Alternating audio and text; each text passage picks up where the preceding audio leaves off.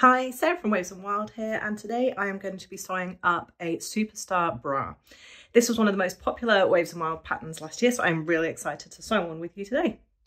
So for my bra, I'm going to be using this blue athletic fabric. It is a lovely, strong, four-way stretch, and I'm going to be using this for both the outer fabric and the lining fabric. Okay, I just want something plain that I can wear underneath clothing rather than like a statement fabric.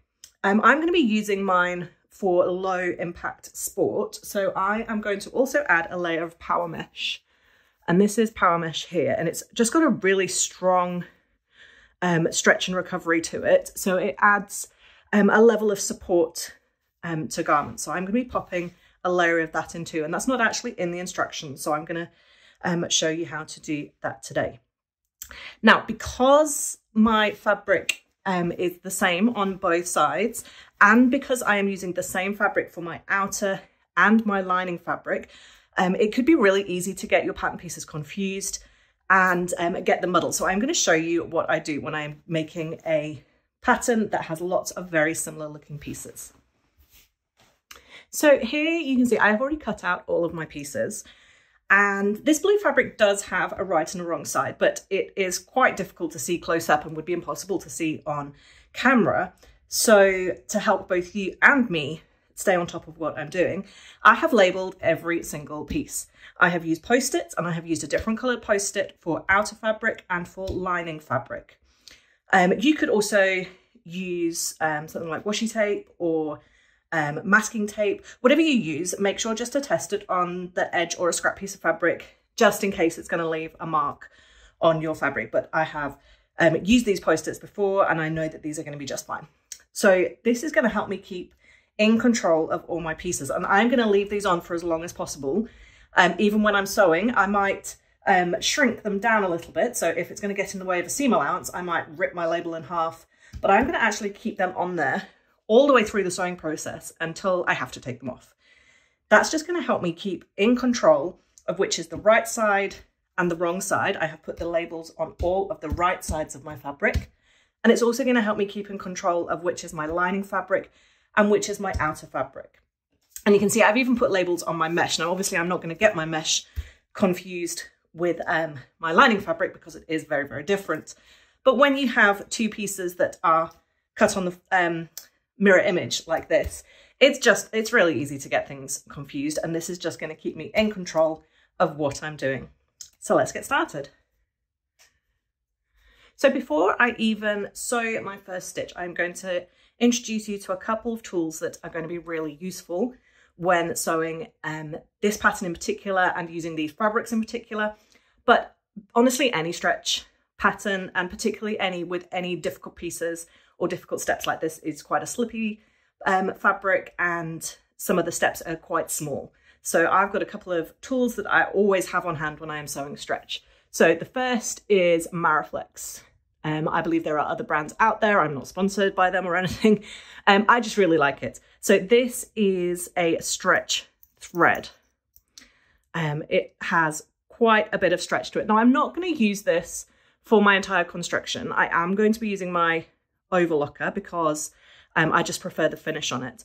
But for any steps that require close stitching, for the sort of the delicate part of putting the darts in, and if I wanted to do any top stitching, I'm going to use this because it is stretchy and it is going to withstand being worn much better than a standard polyester all-purpose thread. The other tool that I have, and I have to apologise, mine is looking a bit grim because it's been sat in my tray of sewing goodies for a little while, is double-sided wash-away tape. And what this is literally a double-sided sticky tape that I can stick down on my fabric. I peel the layer off and I can stick another piece of fabric down, and it will hold those two pieces of fabric together as I sew. This is great if you are sewing slippery layers and pinning and clips are just not going to cut it. Use some of this, okay? It will hold your fabric together much more firmly and stop it slipping about as you sew. So I'm going to have these two tools to hand all the time. So the first step for sewing my bra today is I'm going to add a layer of Powermesh. Now, you don't have to do this. If this is your first one that you're sewing, then you may not want to put it in. You may want to see how you get on without it. And if you're just sewing one for comfort, for a lounge bra, for sleepwear, for just hanging out in, then you may not want to put it in. This makes your fit firmer. And if that's not what you need, then you can just skip the step. But as I said, I'm going to be using mine for low impact sport. And so I'm just going to add this in for an extra layer of support. So I have cut out 2 of these mirror image, just like I've done for my front piece. And I've got one of each here. I am going to add my Powermesh to my lining. You can actually add it to the outer fabric or the lining fabric. I just tend to add it to my lining because then if anything goes wrong, if it's less than perfectly applied, it's on the lining, which is less visible, but it really makes no difference to the actual function. So I've got one of my lining fronts here. And remember, I put my post-its on the right side of my fabric. So I'm going to flip it over so that I am working with the wrong side of my fabric. My mesh doesn't have a front and a back, and you're not going to see it once it's actually the bra is actually constructed, so it doesn't matter which way round they go. So I'm going to put one piece of mesh on top of one of my lining front pieces, and I'm going to take time. I'm going to go around all the edges, clip them really accurately, and then I'm going to baste it in place really close to the edge. I need to baste it, and remember, basting is a long stitch to hold 2 pieces or more together that you will remove later. I'm actually going to cheat a little, and I might baste it with my Mariflex, and then if I forget to remove my basting stitch, it's not a problem, but that is not best practice. So you are going to sew a long stitch around the whole of this piece to hold the 2 layers together. Once you've done that, you're just going to treat this lining as any other lining. You're going to forget that your mesh is there. This is literally all you have to do to add Powermesh to your bra. Now, one thing to note is that no matter how hard you try, when you are cutting out slippery stretch fabrics, it is very likely that you are going to get movement as you cut. Particularly if, like me, your rotary cutter blade is a little blunt and you're having to work harder than you should do, or you're using scissors and you have to, your fabric by its very nature has to lift up to get the scissors underneath. You're going to get a little bit of movement, and your 2 pieces here are not going to be identical. Don't panic. Okay, we are not talking high-end couture wedding dress construction here where every millimeter is absolutely vital. What you're going to do is you're going to place your 2 pieces together the very best that you can, make them as accurate as you possibly can. And if you are a millimeter or so out in some places, don't panic, okay? This is a stretchy pattern, and so it will stretch to accommodate those millimeters. Okay, you should always be aiming for accuracy in everything that you do, but I also want to let you know that you don't need to panic if you've got a millimeter or so out. Just get them lined up and sewn the very best that you can. So you need to clip or pin. I prefer to use clips on this kind of fabric just because I don't want to risk making holes or ladders, but maybe you've got ballpoint pins, that would be great. But you want to clip, and then you want to sew literally around the entire outside edge of this piece to join your 2 layers together. You then want to repeat this with your second pair of lining and mesh pieces, making sure that they are mirror images. So I'll just grab the other 2. So there's my other 2 lining pieces with the mesh laid on top of them. And you can see why I've put these post-its on. By doing this, I make sure that I am working on the right side of the fabric, and I'm not going to end up with 2 right sides of a bra and no left sides to my bra. That would not be useful for me. So I'm going to go ahead now and baste my 2 layers of each together. So here I have my mesh and my lining front pieces basted together. You can see I've kept the post-it on here to remind me that this is the right side of my fabric. The mesh was basted onto the wrong side of the fabric. I am, however, now going to remove the labels for the mesh partly because the mesh will eventually end up inside and I don't want to risk ending up with a post-it trapped between two layers of fabric on the inside of my bra. That would make it rather crinkly, and partly because I can now forget that that mesh is there. I am literally going to treat this just like a single piece of lining fabric for the rest of the instructions, so you don't need to think about it, so I don't need that label there anymore. So the next step is to take one of your front pieces, and this straight edge here, this is the side seam that's going to go down the side of your body, and you're going to attach that to your lining back piece. So I've got my lining back piece here. This post-it tells me that that is the right side, and my two pieces here want to be right sides facing. So I'm going to turn it down that way. Just because I am using such large post-its, I just need to make sure that I don't ever have them within my seam allowance. So I need to take care on that. But I need to match up one of these straight edges here, that is my side seam on my back, to this side seam on my front. And it's at the opposite end to the point here, which is going to make the center of your bra.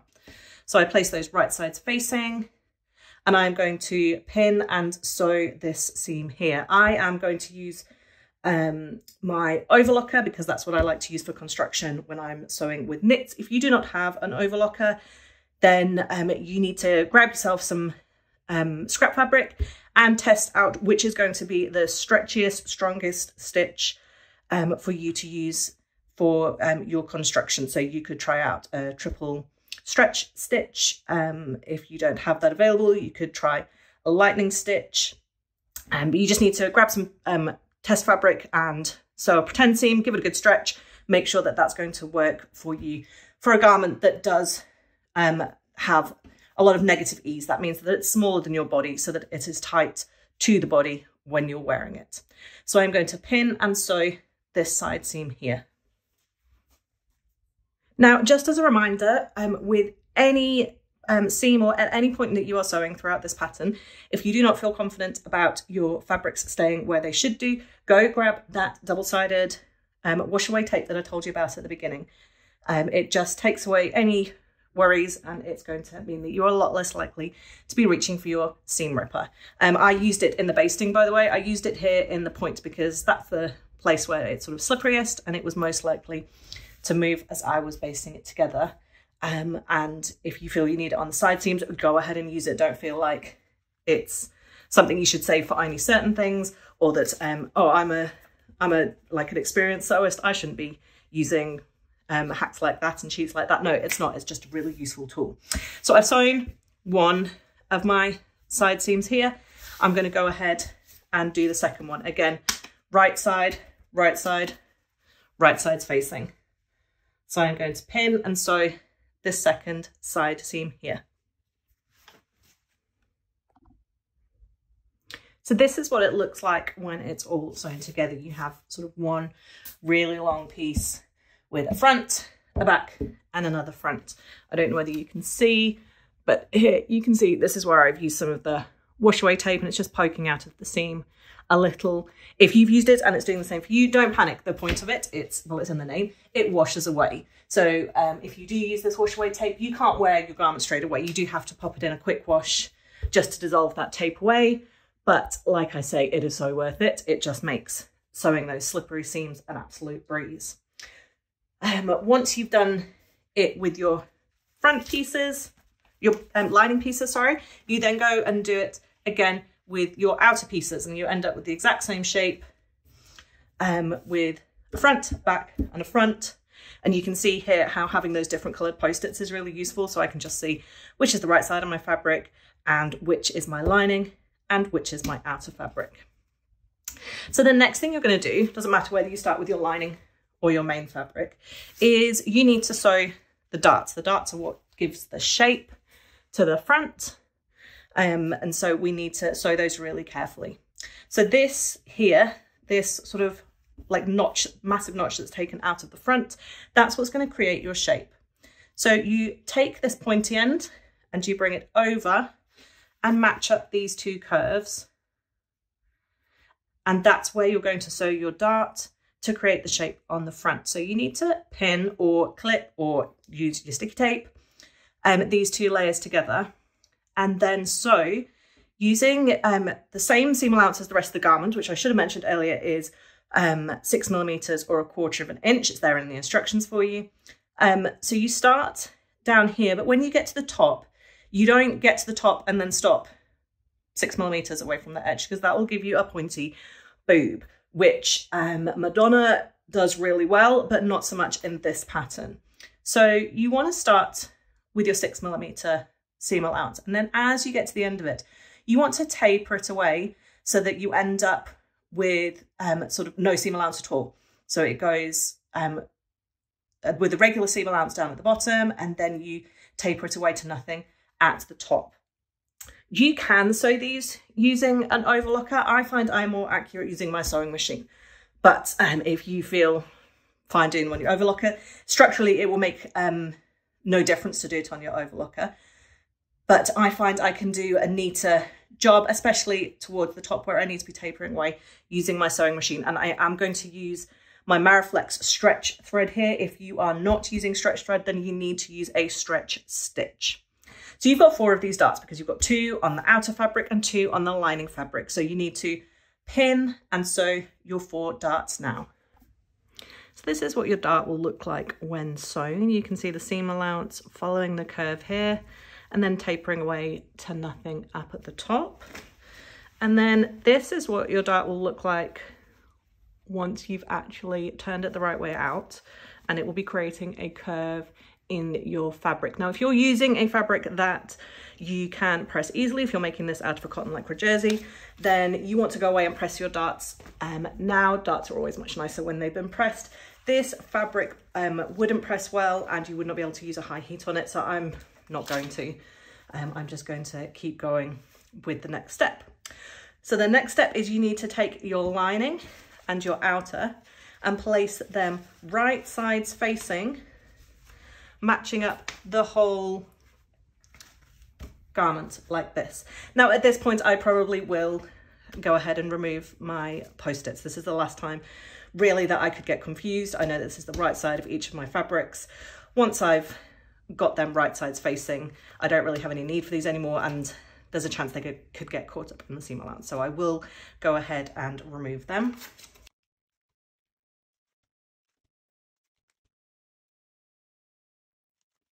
So the next step is to sew almost the entire outside of your garment. You are going to leave this bottom edge here unsewn, so you don't need to touch that one.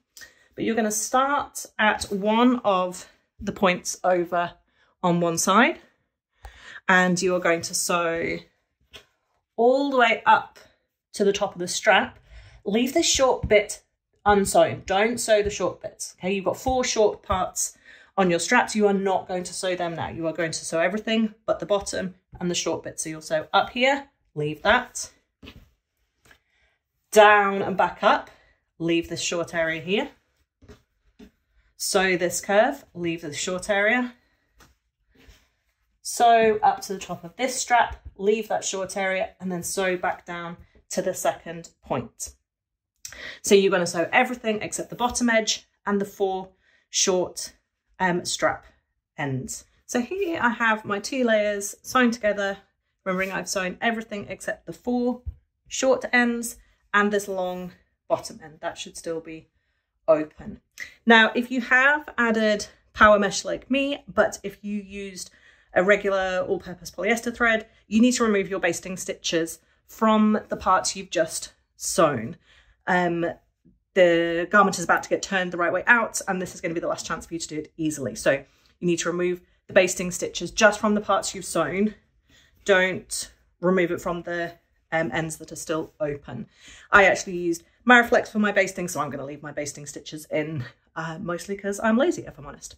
So the next thing that you need to do is turn the entire garment the right way out, and this is a little fiddly because of the long strap, but just take your time and don't force anything, because you could run the risk of stretching it out of shape or of popping stitches.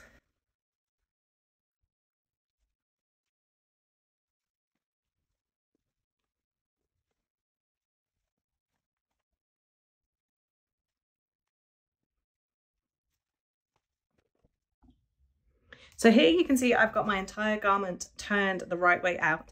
Now I actually almost edited this part out, but then I thought, no, let's be honest and show what to do when you make mistakes. So if I flip this over, you can see that here I have one beautiful dart and I have one dart that I've sewn the wrong way. Even with all my post-its and all my talking to you about how to make sure that you know which is the right and the wrong side of your fabric, I have still made a mistake. So that just shows how easy it is to do even when you're taking those extra steps. So don't skip those extra steps, because I would have probably just done the entire thing wrong and gotten into a real muddle.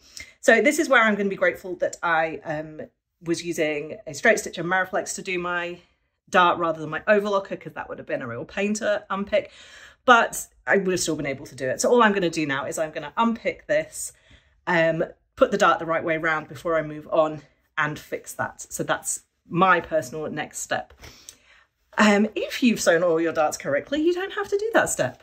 If you are using a fabric that can be pressed, now is a time to press it really well. This fabric does not press well. So as I continue, I'm just going to have to be really conscious of making sure that everything is lying flat and correctly on each step before I move on, because I can't rely on it doing it by itself, which you can to some extent if you have pressed really well. So if you can press, go press. If you have messed up a dart, you can go fix that now. I have now fixed my silly mistake from earlier, and I now have 4 beautifully sewn darts that are the right way around. So for the next step, you want to place your garment so that you're looking at the lining fabric. Now you can't tell just from looking here, but this is my lining, and I can show you because I put the mesh on my lining. So this is my lining that I'm looking at here. And you want to take one of the pointed ends and bring it over. And then you want to bring the other pointed end and place it on top. And you want to arrange it so that the points reach the dart. And that's the same for each one. One will be underneath, one will be on top. And then we're going to clip or pin those 2 layers together to create that front overlap. And then just baste between the 2 darts. You don't need to baste all the way around because we will be doing something else later on, but you want to baste just between the 2 darts to attach all those layers of your overlap. Now, a quick tip here is once you have basted, if you're sewing for yourself, put it on and see how that overlap is working out for you. Your bra won't feel tight and well fitted exactly at this point because you don't have the bottom band on and you don't have the straps finished yet. But you should get some idea about whether that crossover is correct for you. No matter how much work I put into a pattern and how many hundreds or thousands of people I get to test it, there is no way to create a pattern that is perfect for every single body out there, because all bodies are different, and that's wonderful and amazing. And one of the great things about sewing is being able to create a garment that perfectly fits you. But what that means is that sometimes you do have to adjust to your own personal shape and fit preferences. So I have sewn this many times for me, and I know that this amount of crossover works for me, so I'm safe to go ahead with this. But if it's your first one, baste that crossover together and then slip it on and see whether you feel like that crossover is correct, or whether you need it to cross over further, or whether you need the crossover to be smaller. And then you can just unpick those basting stitches and re-sew them. It's a lot easier to fix at this point. But I'm going to go ahead and baste mine with the points reaching to the darts. And this is what it will look like when you've basted just that crossover area here. And it's starting to look a bit like a bra. Another thing to mention is that you may have a preference over which side is on the underneath and which side is on top. I have made several and I've discovered I don't have a preference, but I know many people, particularly if you are larger on one side or the other, you might find it more comfortable to have your crossover on a particular side. So this is a great time to be able to test that out as well. If you don't think it's working, you can just unpick those basting stitches, swap it over so that the other side is on top, rebaste and try that again. It's really worth taking time on your first one to get the details really correct, because then you know exactly what to sew next time, and then you are going to be able to create just the most comfortable bras ever. So this next step is where we're going to join the straps, and it's a little fiddly, so pay attention, but it's not difficult. The first thing you're going to do is turn your whole garment over so we're looking at the back. Okay, the crossover is underneath and we're looking at the back pieces here. Next, you want to make sure that you're working on a nice firm surface. It just makes this next step easier. I'm using my table and my cutting mat here. It's fine if you're working on the floor or on a table, the dining table, anything is going to work, but just don't sit with it on your knee trying to do it. It works much better if you're on a flat surface. So you're going to take these short little back straps and you're going to poke them back in on themselves so they're sticking out the bottom and you're looking at the wrong side of your fabric. So I'm going to do it with this one as well. I'm just going to take this strap, poke it back in on itself, and I can see it poking out the bottom down here. Then I'm going to take one long strap and cross it over to the opposite side because this pattern has a cross back. I'm going to pass it over to the other side and I'm going to poke it inside that strap that I just turned inside out. So I'll show you that again. My strap has gone down in on itself and it's poking out the bottom. And I'm going to take the opposite side long strap and post it inside that strap. And you can see it coming out the bottom here. I'm then going to repeat it with the other side. So I'm going to take this long strap here, bring it over to the opposite side and post it inside the strap that I have turned inside out. So we now have them crossed over and we have each of the long straps is poking out the bottom of our short straps. You want to be really careful when you're doing this to make sure that you don't twist your straps as you go. Otherwise they will be twisted once your garment's finished and it's a real pain to fix. You then want to take each of these long straps and arrange them so that the short edges are all matching. So the short edges of this long strap here match the short edges of the short back strap. Then arrange your, sort of give it a fiddle, your strap so that it's sitting really nicely inside. Okay, so I want to make sure that my strap isn't all scooched up in the middle. I want to make sure it's like nice and flat. Remember, I couldn't press mine before I started this step. If you're doing one in cotton lycra jersey, you will have pressed and this step will work much more easily. But I can see now that all of my short edges here are all lined up. Here on this side, my long strap is poking out too far. So I'm just going to pull that back and then again, arrange it so that it's sitting really neatly inside that short strap. Then you simply need to sew these two short straps here. Now you can see why this was easier to do on a flat surface. You can keep track of which side is which and it's not all moving about as you're doing it. So you have your long straps inside your short ones and you want to sew along these two short edges here now. So I have now sewn these two short edges. Hot tip, at this point, I prefer to sew with a sewing machine, pull the straps out, check that they look okay. And if they do, then push them back in again and sew with my serger rather than go straight in with my serger. And I would use that same advice if you were using a triple stretch stitch to do this. I would just do it with a regular straight stitch first, pull them out, have a look. And then if you're happy, carry on, just because it's a real pain in the bum to unpick those stitches. And this is just a step where, because you're dealing with a lot of layers and you can't see everything you're doing, it's quite easy for things to go wrong. But you can now pull out your straps and we have almost a bra. Now there are two options with this pattern. I'm going to be doing the jersey band option, but you can at this point add a ring of soft elastic to finish off your bra.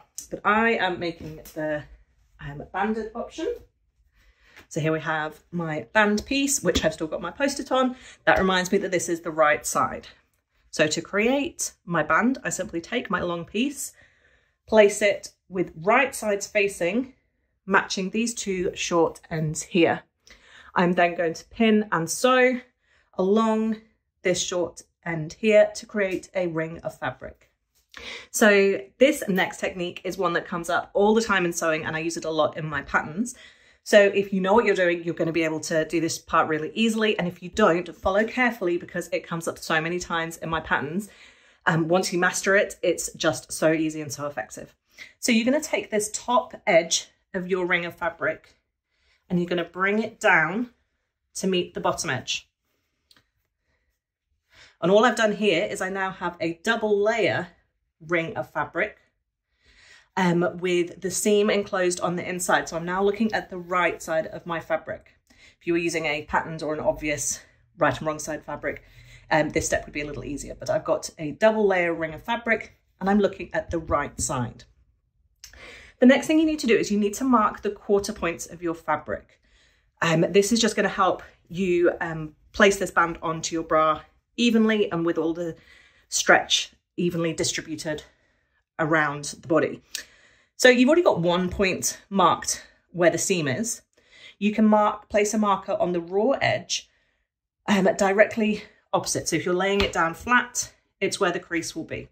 So you can use a clip or a pin or a fabric pen, depending on what you have available, to mark this point here.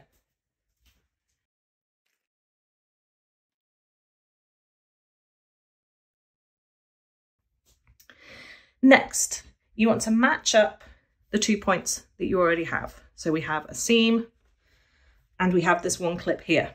And when you place it down flat, the 2 creases on either end, they're your other 2 quarter points. So you can go ahead and mark those as well.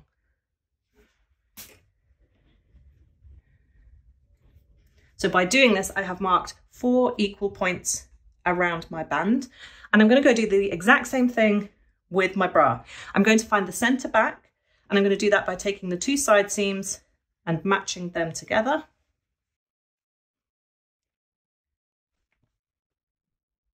And that's my center back point there. If I turn to the front, I can do the same thing on the front. You can take your 2 side seams, match them together, and the crease in the center, a little bit harder with all the bulk and the layers on the front, but the crease as it folds, that's your center front. You can also do that if your garment is laying perfectly flat.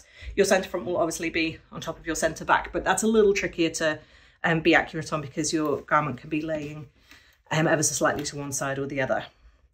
And then you can either mark the exact side here, or you can use the side seams. The side seams, depending on the size and the crossover that you've done, they may or may not be exactly at the quarter points.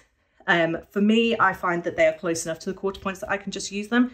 But if you want to be really exact, you line up your front and your back markers there, and then you place the marker where it's folding and creased here. For me, it's a few millimeters out, but I'm going to be just fine using the seam as my other quarter point. So now all we need to do is we need to attach our band to our bra. So I've got my band here.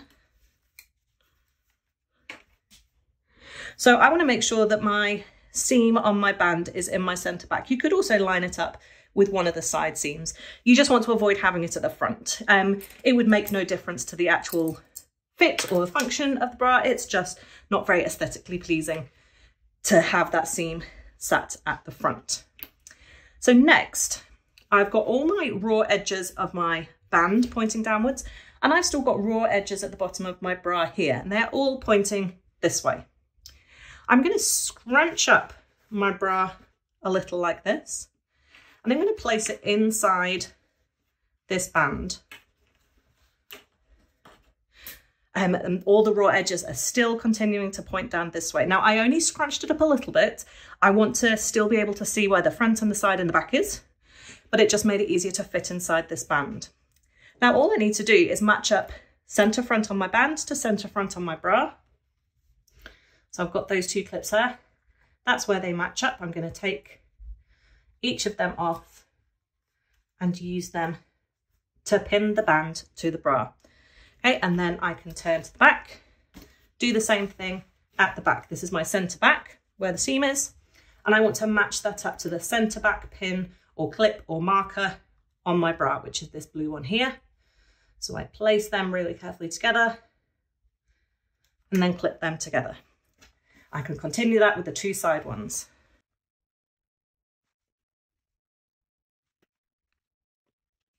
So here I have a bra with the quarter points attached and the band on the outside of the bra. Now you will note as you're doing this that your band is smaller than your bra. That is intentional. The difference between your band and your bra will vary depending on the option that you've made, but the band needs to be tighter than the bra. That's just to gather everything in and keep it really firm on your body. But what this means is that you will have excess bra in between the quarter points on your band. And this is one of the reasons why we use the quarter points, is to help us get this distributed evenly. So if I take these two quarter points here, you can see all this bra here is much bigger than this bit of band here. And I need to make sure that I distribute those evenly. So I'm going to take each of those, grasp them quite firmly, and then pull so that the band is stretching, but the bra is not. I don't want to stretch this bit here. I just want to stretch the band until the bra lies flat. And then I will pop another clip in the middle there, and then that's distributed those two bits evenly. So I'll do that again on this one. You can see here my band is taut, but my bra is flopping about. So I'm going to pull until the bra lies flat. It's not stretched, it's just flat.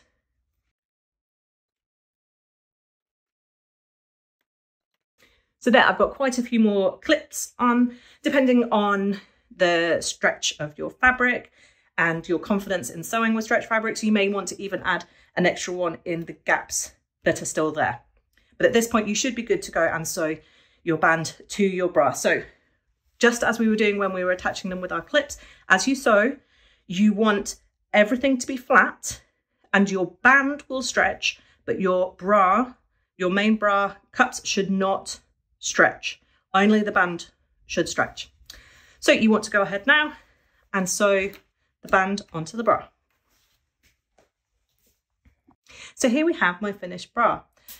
Because my fabric was a little tricky, it's a slippery fabric, and because I added in the extra layer of Powermesh, I actually basted my band on, checked it, and then went ahead and sewed it with my overlocker. If you are doing a tricky fabric or have got lots of layers or are making this for the first time, I do strongly recommend basting any step that you're not feeling confident about. And it just will prevent, it's really easy when you're sewing this band on for one of your many layers to slip. And if you've used your overlocker, it's then quite hard to go back and fix it. Whereas if you baste it, you can check it and it's really easy to fix. You could, at this point, if you wanted to, press this seam upwards and top stitch on the upper side of the band, sort of above the band seam. I've never found that it makes any difference to my comfort, and I don't wear these on display, so it's not something that I've ever done, but it certainly is a step that you could do now. Just make sure that you choose a stretch option if you do choose to top stitch your band as your final step. But I hope you found that helpful, and do let me know if you have a go at sewing one of these yourself.